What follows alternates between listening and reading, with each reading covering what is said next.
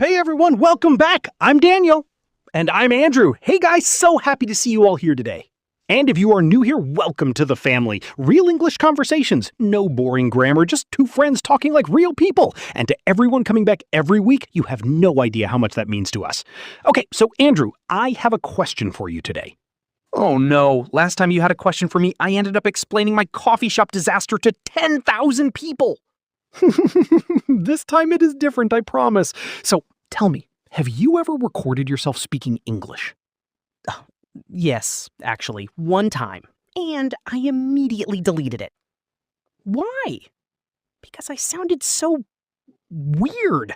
Like, I understood everything I was saying. The grammar was correct, the words were right, but something about it just sounded off, unnatural, like a robot reading a textbook out loud.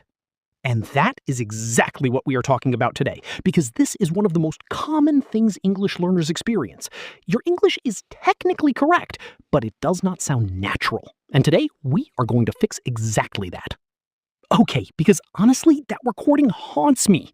I sounded like I was reading instructions for a washing machine. Okay, so first thing, and this is the most important point of the whole episode, natural English is not about perfect grammar. It is about rhythm, flow, and the small connecting words that native speakers use constantly without even thinking. What do you mean by rhythm? So in English, not every word gets the same stress. Native speakers naturally stress the most important words in a sentence and reduce everything else. So instead of saying every word equally, I am going to the shop, they say, I'm gonna the shop. Everything blends together. Wait, gonna? Is that correct English? In spoken English, absolutely yes. Gonna instead of going to. Wanna instead of want to. Gotta instead of got to. These are not lazy English. This is how native speakers actually talk every single day. Oh, wow. So when I say going to every single time, that is actually what makes me sound unnatural? Exactly, because no native speaker says going to in casual conversation. They always say gonna. And when learners say every word perfectly and clearly, it actually sounds more unnatural than the reduced version. That is so ironic. Trying to be correct makes you sound more wrong. In spoken English, yes, written English and spoken English are completely different languages almost. What looks correct on paper does not always sound natural out loud. Okay, give me more examples of these, because I feel like I have been speaking washing machine English my whole life, and I need to fix this immediately. Okay, so want to becomes wanna, have to becomes have to, kinda becomes kinda, sorta becomes sorta, outa becomes outa, a lotta becomes a lotta. Wait, so native speakers say I wanna go and I have to work, and that is kinda nice all the time? All the time, in casual conversation, always. And this is the thing, when you watch English movies or listen to English podcasts and you feel like they are speaking too fast and you cannot catch everything, this is why. They are not speaking faster, they are just reducing words the way all native speakers do naturally. Oh, that is a revelation, honestly. So it is not that my listening is bad, it is that nobody told me words blend together like this. Exactly. And once you know this, your listening improves immediately too, because now your brain knows what to expect. Okay, second thing that makes English sound unnatural, using formal words in casual situations. What do you mean? So a lot of learners learn textbook vocabulary, very formal, very correct. But in real-life conversations, native speakers use much simpler and more casual words. For example, instead of I am very hungry, they say I'm starving. Instead of this is very good, they say this is amazing, or just this is so good.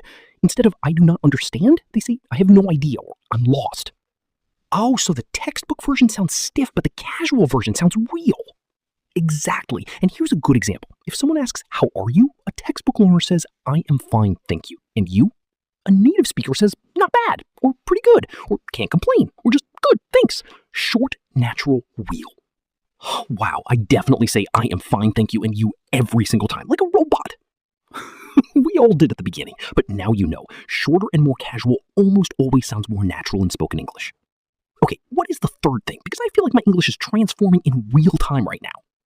Third thing, filler words and thinking sounds. This one is huge. Native speakers never go completely silent when they're thinking. They fill the gap with natural sounds. Like, right? So these little words and sounds make speech flow naturally instead of stopping and starting awkwardly. Oh, so when I go completely silent while thinking, that is what makes me sound unnatural and unconfident? Exactly, because in English, silence in the middle of a conversation feels uncomfortable. Native speakers fill it automatically. So instead of pause, I think the answer is, they say, I think the answer is. It flows, it sounds human. Okay, so I should not be embarrassed by saying and like and those are actually normal? Completely normal. In fact, they make you sound more fluent, not less, because they show you are thinking in English naturally rather than translating in your head. That is actually such a relief. I always thought saying made me sound less intelligent. In English, the opposite. It makes you sound like a real person having a real conversation. Okay, fourth thing. Intonation. The music of English. The music? Yes, every language has its own music, the way the voice goes up and down. In English, your voice goes up at the end of a yes or no question. Are you okay? Voice goes up. And your voice goes down at the end of a statement or information question. I went to the shop. Voice goes down. Where did you go? Voice goes down. Oh, I never thought about this. So the rising and falling of the voice actually carries meaning? So much meaning. If you say everything in a flat voice, same level, no up and down, people struggle to follow you. They cannot tell if you are asking or telling, if you are finished or still talking. The music of your voice guides the listener. Okay, so how do I practice this? Best way? Listen and copy. Pick any native speaker you enjoy listening to, a YouTuber, a podcast host, an actor, and copy not just their words, but their music. The way their voice goes up and down, the way they stress certain words, the rhythm. This is called shadowing, and it is the single most powerful technique for sounding natural. Shadowing. I have heard this word, but never actually tried it properly. Most people have not, but the ones who do, their English transforms faster than any grammar book could ever do, because you are training your voice, your rhythm, and your intonation all at once. Okay, so let me make sure I have everything. First, reduce words the way native speakers do. Gonna, wanna, have to, kinda. Second, use casual, natural words instead of textbook formal ones. Third, use filler words when thinking. Like, I mean. And fourth, practice the music of English through shadowing. That is absolutely perfect, Andrew. 4 things that will immediately make your English sound more natural starting today. And honestly, I feel like I understand now why my recording sounded so weird. I was doing none of these things. Every word perfectly pronounced, textbook vocabulary, complete silence when thinking, and completely flat voice. Washing machine English. Washing machine English. But no more. I am going home and I am recording myself again.